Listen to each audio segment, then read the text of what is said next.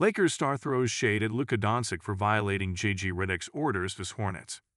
The Los Angeles Lakers suffered another difficult night on Thursday, falling 135 to 117 to the Charlotte Hornets. Even a combined 68 points from Luka Doncic and LeBron James could not mask the defensive lapses that defined the loss. What lingered most was the lack of composure, with Doncic repeatedly engaged with officials as the game slipped further out of reach. After the game, it was clear that the fans and the analysts were not the only ones who got irritated by Luka's constant bickering with the referees, asking for more calls. They didn't pay much attention to transitional defense, and that affected them badly against the Hornets. Instead of getting back, we're talking to the officials a lot. That definitely doesn't help. We got to be able to play on and move on to the next play.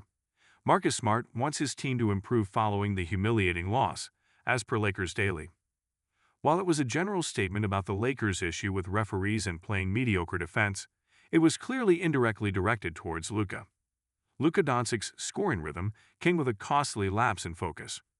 Early in the third quarter, with the Los Angeles Lakers trailing 70-60, he fell after a missed jumper and stayed down to argue a no call instead of getting back.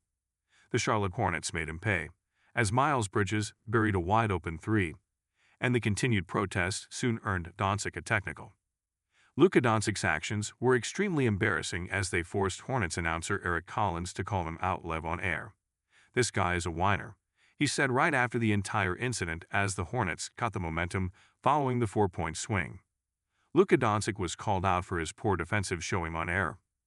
However, this is not the first time he has been called out on air by an announcer for his poor transitional defense. Earlier during the NBA Cup quarterfinal against the San Antonio Spurs, former coach Stan Van Gundy completely roasted the star point guard as he was seen constantly arguing with the referee for non-calls without paying much attention to getting back to defense. "That's the second time he hasn't gotten back on defense," Van Gundy said on NBA on Prime. He was frustrated with the Slovenian's attitude on the court. The Lakers are ranked 26th in defense this season, and Doncic showing more hunger in getting back to defend after a non-call would not change that narrative by a huge margin.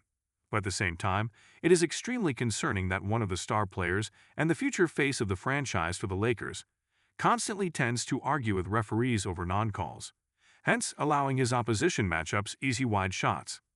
Lakers HCJJ Redick has time and again spoken about improving perimeter and transitional defense.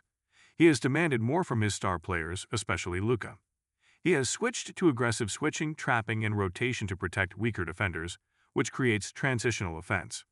Despite asking for accountability from star players, it feels like his words have fallen on deaf ears.